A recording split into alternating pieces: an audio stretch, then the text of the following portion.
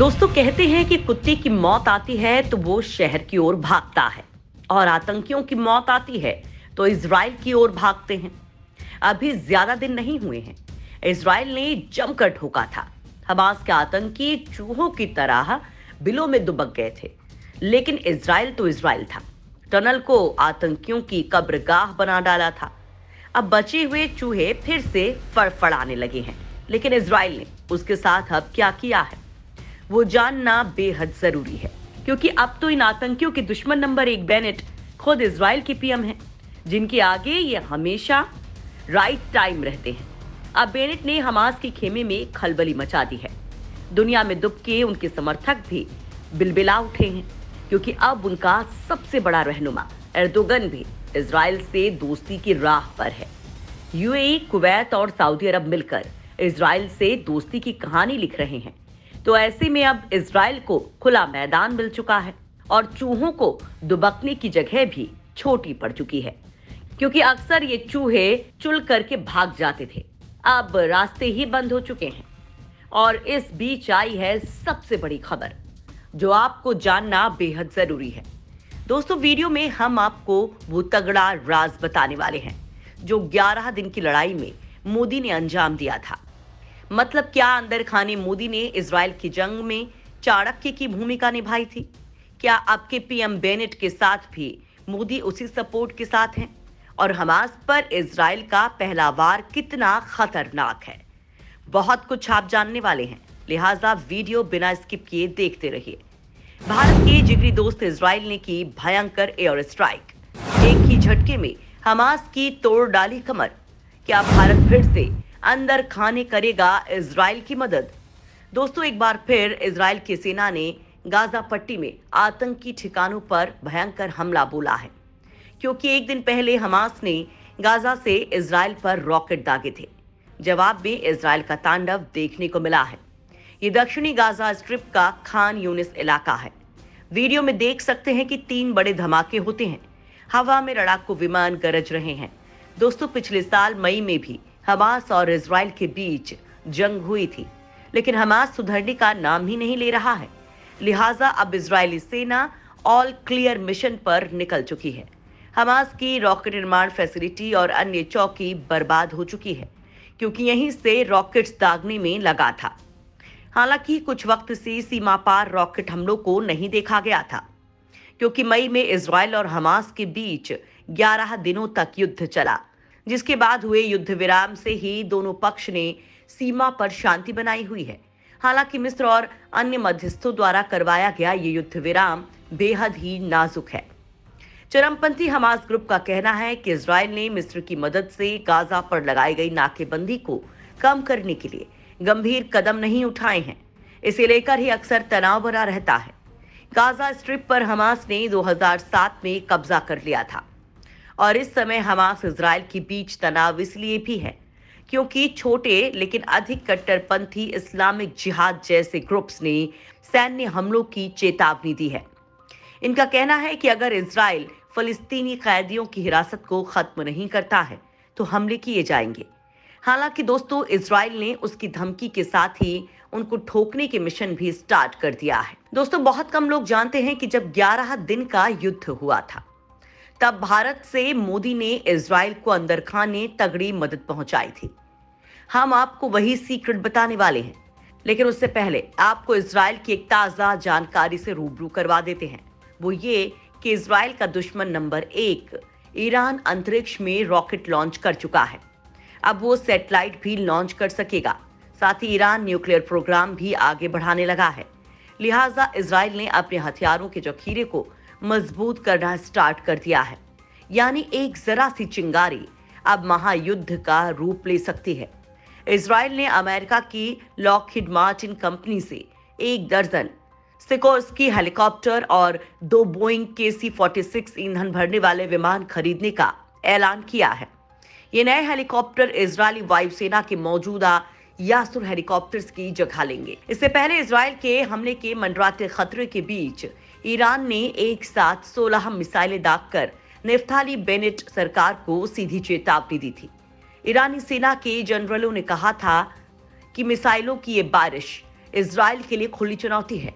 Iran ने जिन मिसाइलों का परीक्षण किया है वे 350 किलोमीटर से लेकर 2000 किलोमीटर तक मार करने में सक्षम है। यानी अब इजराइल और ईरान युद्ध के मुहाने पर खड़े हैं, तो दूसरी ओर हमास ने इजराइल पर बम बरसाने शुरू कर दिए हैं।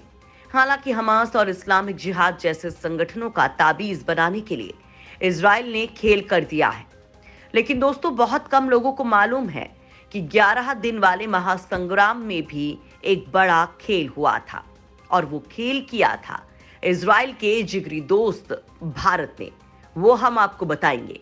11 दिन के इजराइल हमास जंग में मोदी बने थे चाणक्य। इजराइल के भारत ने कैसे की थी सीक्रेट हेल्प। दोस्तों, महज 22,000 वर्ग किलोमीटर एरिया में फैले छोटे से मुल्क इजराइल ने अपने आत्मबल के बूते फलस्तीन के आतंकी गुट हमास के होश ठिकाने लगा दिए, जिससे जंग छेड़ने वाले हमास को 11 दिनों में ही सीज फायर करने पर मजबूर कर दिया, जिसने वक्त पड़ने पर भारत की हमेशा मदद की।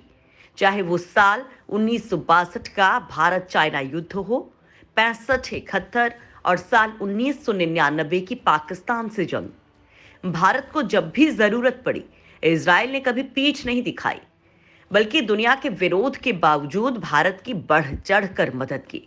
तो दोस्तों, भारत भी इजराइल की मदद के लिए हमेशा तैयार रहा है। पिछले साल मई में हुई जंग में भारत ने भले ही ओपन सपोर्ट नहीं किया, लेकिन भारत पूरे मसले पर हाथ धरे बैठा भी नहीं था। पीएम मोदी ने बिहाइंड द सीन इजराइल के लिए तगड़ा चक्रव्यूह रचा था, जिसने रातों रात कई मुस्लिम मुल्कों की साजिश में पलीता लगा दिया। और भारत के कहने पर ही रूस ने मिडिल ईस्ट की मुस्लिम लॉबी को ठेंगा दिखा दिया। दरअसल दोस्तों, ये 9 मई की बात है, जब अल अक्सा मस्जिद विवाद में हमास फिलिस्तीनियों का हमदर्द बनकर इजराइल पर बम बरसाने लगा था। बचाव में इजराइल को भी पलटवार करना पड़ा। हमास के खिलाफ कार्रवाई से मुस्लिम मुल्क तिलमिलाए हुए थे। दुनिया की 150 करोड़ मुस्लिम आबादी एक सुर में इजराइल के खिलाफ जहर उगल रही थी। तब भारत ने यूएन में चाल चली। दुनिया का सबसे बड़ा लोकतंत्र भारत, उसने यूएन में कहा कि भारत किसी भी तरह की हिंसा के विरोध में है। पूरे मामले पर हमारी नजर बनी हुई है। इसके 3 दिन बाद अमेरिका का बयान आया। उसने गाजा पट्टी में हमास पर इजराइल के मिसाइल बरसाने का समर्थन कर दिया। अमेरिका ने कहा, आत्मरक्षा के लिए कार्रवाई करना किसी भी देश का अधिकार है। जानकार बताते हैं कि भारत ने एक और इजराइल की कार्रवाई पर न्यूट्रल बयान देकर अपनी धर्म और पंथ निरपेक्ष छवि बनाई रखी। वहीं अंदर ही अंदर भारत ने अमेरिका में इजराइल के समर्थन में लॉबिंग की। 2 दिन तक अमेरिका इजराइल के साथ फोन पर टच में था। इधर भारत ने बाइडेन प्रशासन को इजराइल के समर्थन में खुलकर मैदान में उतरने के लिए राजी करा लिया और दुनिया को संदेश दे दिया कि इजराइल को अपनी आत्मरक्षा का पूरा अधिकार है। अमेरिका का ये बयान इजराइल विरोधियों के हौसले पस्त कर गया, जिसके बाद मोदी ने रातों रात दुनिया के 57 मुस्लिम मुल्कों के एंटी इजराइल एजेंडे की हवा निकाल दी। इजराइल के पक्ष में भारत ने अमेरिका से बयान दिलाकर ये साफ कर दिया कि दुनिया की महाशक्तियां इजराइल के पक्ष में हैं। इसी से दुनिया की मुस्लिम बिरादरी तिलमिलाई हुई थी। इन्होंने IOC यानी ऑर्गेनाइजेशन ऑफ इस्लामिक कोऑपरेशन की बैठक बुलाई। मकसद था कि एंटी इजराइल माइंडसेट को और मजबूत करना। बैठक में पाकिस्तान, अफगानिस्तान, बांग्लादेश, सऊदी अरब, मिस्र, इंडोनेशिया, ईरान, इराक, तुर्की, मलेशिया और UAE जैसे देश शामिल थे। इनमें से तुर्की बहुत पहले से खुद को दुनिया भर के मुसलमानों का सच्चा लीडर साबित करने की कोशिश में लगा हुआ था, जबकि ईरान, सऊदी अरब जैसे देश तुर्की की इसी नीयत के खिलाफ रहते थे। ये मुल्क चाहते थे कि धरती के मुसलमान उन्हें अपना सच्चा रहनुमा माने, उनके अलावा तुर्की समेत किसी और देश को नहीं। यानी मुस्लिमों की इस मंडली में पहले ही फूट थी। इसी का फायदा भारत ने उठाया। IOC के सदस्य इजिप्ट, जॉर्डन पहले ही इजराइल से मित्रता कर चुके थे, लेकिन मजबूरन उन्हें अपनी बिरादरी की जमातों में जाना पड़ा और UAE भी अंदर खाने से इजराइल के साथ अच्छे संबंधों का हिमैती था। इसी कड़ी में इजराइल UAE के लिए फ्लाइट शुरू कर चुका था। साथ ही उसने यूएई में अपना अस्थायी दूतावास भी खोल दिया था। यूएई पर्दे के पीछे से तो इजराइल के साथ अच्छे संबंध बना ही चुका था। वो खुलेआम भी इजराइल से अच्छे ताल्लुकात रखना चाहता था। भारत भी यूएई की इसी नब्ज को पहचानता था। यूएई गाहे बगाहे भारत पाकिस्तान के बीच रिश्ते सुधारने की कोशिश भी किया करता है। लिहाजा भारत के साथ यूएई के अच्छे संबंध हैं। भारत ने इन्हीं समीकरणों का फायदा उठाया और एंटी इजराइल लॉबी के विरोध को सिर नहीं उठाने दिया। तुर्की ने रूस से इजराइल के खिलाफ कार्रवाई की अपील भी की थी, लेकिन भारत ने अपने पुराने दोस्त रूस को ऐसा नहीं करने दिया। बैठक में कुछ देशों ने हाय तौबा मचाई, लेकिन बिल्ली के गले में घंटी कौन बांधे के सवाल पर मिडिल ईस्ट के ये दब्बू देश पहले आप करते नजर आए और भारत की कूटनीति के चलते मुस्लिमों की ये जमात टाएं टाएं फिस हो गई। भारत ने एक गोली भी नहीं चलाई और हमास को चारों खाने चित तो किया ही। अपने जिगरी यार इजराइल की पर्दे के पीछे रहते हुए मदद भी की। वो मदद की जिसने जंग का पूरा पासा ही पलट दिया और हमास के आतंकियों को सीज फायर करना पड़ा। इस बात का खुलासा भारत ने कभी अपनी ओर से किया ही नहीं, क्योंकि भारत नहीं चाहता कि उसके कूटनीतिक तौर तरीकों की ओर दुनिया का ध्यान खींचे। हालांकि भारत की डिप्लोमेसी का डंका दुनिया में बजता है। कोरोना काल में भी भारत ने उन मुल्कों की मदद की जिनसे भारत का सीधे तौर पर कोई लेना देना नहीं था। भारत ने इजराइल की जिस तरह पर्दे के पीछे रहते हुए मदद की, पूरी दुनिया उससे अनजान थी। अलबत्ता लोग तो ये कहने लगे थे कि मुश्किल के वक्त में भारत ने इजराइल का साथ छोड़ दिया, लेकिन खुद इजरायली राष्ट्रपति ने भारत का आभार जताकर पूरी दुनिया के सामने भारत की कूटनीति की धाक जमा दी। इजराइल के राष्ट्रपति रूवेन रिवलिन ने ट्वीट कर हमास के रॉकेट हमले में मारी गई एक भारतीय नर्स की उदारता और दयालुता की तारीफ की और इजराइल का समर्थन करने के लिए प्रधानमंत्री नरेंद्र मोदी और भारत की जनता का आभार भी जताया। इजरायली राष्ट्रपति के ट्वीट ने साफ कर दिया कि पर्दे के पीछे पीएम मोदी की कूटनीति न सिर्फ सक्रिय थी, बल्कि भारत ने इजराइल गाजा के विवाद में इजराइल को अपना समर्थन भी दिया था, लेकिन इस पोशीदा तरीके से कि सांप भी मर जाए और लाठी भी ना टूटे।